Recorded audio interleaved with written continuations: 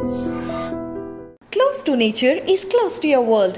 Myron Homes, Cherubic Farms at Chevilla, 7799949104. గమ్యం గమనం లేనిది మీ పాదయాత్ర.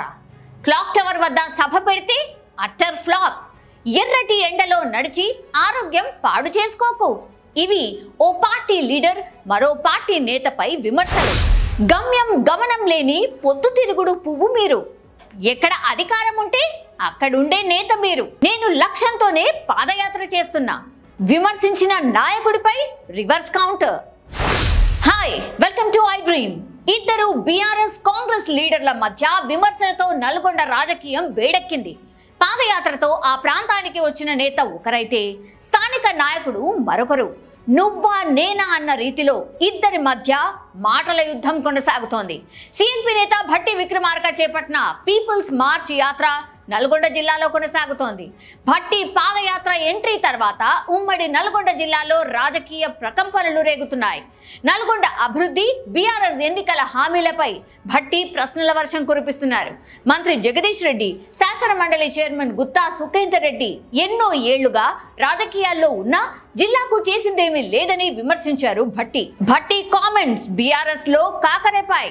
భట్టి విక్రమార్క విమర్శలపై గుత్తా సుఖేందర్ రెడ్డి ఫైర్ అయ్యారు.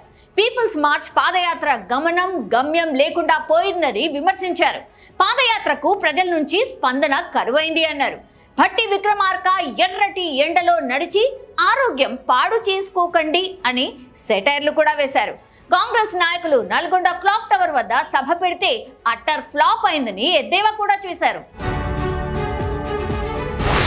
గుత్తా సుఖేందర్ రెడ్డి వ్యాఖ్యలపై కౌంటర్ అటాక్ చేశారు సిఎల్పి నేత భట్టి విక్రమార్క. గుత్తా సుఖేందర్ రెడ్డి గమ్యం గమనం లేని పొద్దు తిరుగుడు పువ్వు అని విమర్శించారు. అధికారం ఎక్కడ ఉంటే అటువైపు వెళ్లే వ్యక్తి అని మండిపడ్డారు. ఆదిలాబాద్ నుంచి ఖమ్మం వరకు పాదయాత్ర చేస్తున్న నాకు గమ్యం గమనం ఉందని భట్టి కౌంటర్ ఇచ్చారు. మొత్తంగా ఇద్దరు నేతల మాటలతో నల్గొండ రాజకీయం రసవత్తరంగా సాగుతోంది.